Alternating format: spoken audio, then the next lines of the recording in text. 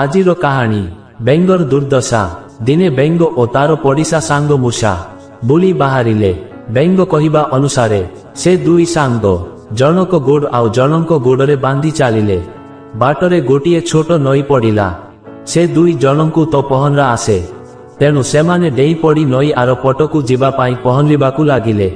ଯେମିତି ନଈ ମଝିରେ ହୋଇଛନ୍ତି, ବେଙ୍ଗ ବେଶୀ ପାଣି ତଳକୁ ବୁଡ଼ିବାକୁ ଆରମ୍ଭ କଲା। ହେଲେ ମୂଷାର ତ ପାଣିରେ ବୁଡ଼ିବା ମୋଟେ ଅଭ୍ୟାସ ନାହିଁ, ତେଣୁ ସେ ଖାଲି ଛଟପଟ ହୋଇ ବାଡ଼େଇ ହେଲା। ମୂଷାକୁ ହଇରାଣ କରି ଏଣେ ଏ ବେଙ୍ଗର ମନ ବଡ଼ ଖୁସି। ଠିକ୍ ଏତିକିବେଳେ ଆକାଶରେ ଗୋଟିଏ ବଡ଼ ଛଞ୍ଚାଣ ଉଡ଼ୁଥିଲା। ସେ ପାଣିରେ ମୂଷାର ବାଡ଼େଇ ହେବାର ଶବ୍ଦ ଶୁଣି ତଳକୁ ଆସି ସେ ମୂଷାକୁ ଟେକି ନେଇଗଲା।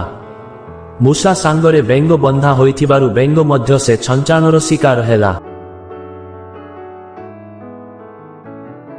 ଯେ ସବୁବେଳେ ଅନ୍ୟର ଅନିଷ୍ଟ ପାଞ୍ଚେ, ତାର ମଧ୍ୟ ଅନିଷ୍ଟ ହୋଇଥାଏ।